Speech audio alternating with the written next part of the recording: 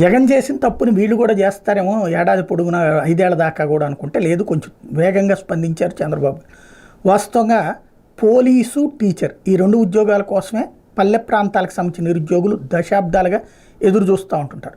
వాళ్ళది పరిష్కరిస్తానని చెప్పి అధికారంలోకి వచ్చినట్టు జగన్మోహన్ రెడ్డి ఏడాదికి ఒక 6,000 దాకా పోలీసులు నియమిస్తానని చెప్పి శాంతం చేతులు ఎత్తేసాడు, చేయలేకపోయాడు. అది గ్రామీణ ప్రాంత నిరుద్యోగుల్లో కోపం తెప్పించింది. ఇప్పుడు అది పోలీసు ఉద్యోగాల రిక్రూట్మెంట్ 6,000 7,000 ఇప్పుడు ఉన్నట్టుండి, అంటే చివరిలో చేశాడు. ఆ చివరిలో వేసినప్పుడు కోర్టులకు వెళ్ళడం వల్ల అయిపోయింది. ఇప్పుడు అది సమస్య పరిష్కారం అయింది కాబట్టి కోర్టులో చంద్రబాబు ప్రభుత్వం దాన్ని పరిష్కరిస్తోంది. రెండో పక్కన వచ్చేది డిఎస్సి, గ్రామీణ ప్రాంత నిరుద్యోగుల కళ అయినటువంటి టీచర్ ఉద్యోగాలకు సంబంధించి 14,500 దాకా ఉద్యోగాలు ఉన్నాయన్నటువంటి లెక్క. అంతకుముందు జగన్ టైంలో 8,000 ఏమో దేనికో నోటీస్ ఇచ్చారు, అప్పుడు డిఎస్సి. ఆ తర్వాత అది వాయిదాలు పడింది, కోర్టుల్లో కేసుల వల్ల ఆగిపోయింది. దాన్ని ఇప్పుడు పూర్తి చేసేటటువంటి ప్రక్రియ చేస్తామని అధికారంలోకి వచ్చేప్పటికి 3-4 సార్లు వాయిదాలు వేసారు. డిఎస్సి చేతులు ఎత్తేసారంటూ ఇవాళ కూడా సాక్షిలో కథనం రాసుకోవచ్చు. కానీ నిన్న క్యాబినెట్లో చెప్పినటువంటిది ఏంటి, రేపటి ఎడ్యుకేషన్ ఇయర్ అంటే ఈ మార్చ్ ఏప్రిల్లో ఎగ్జామ్స్ అయిపోతాయి.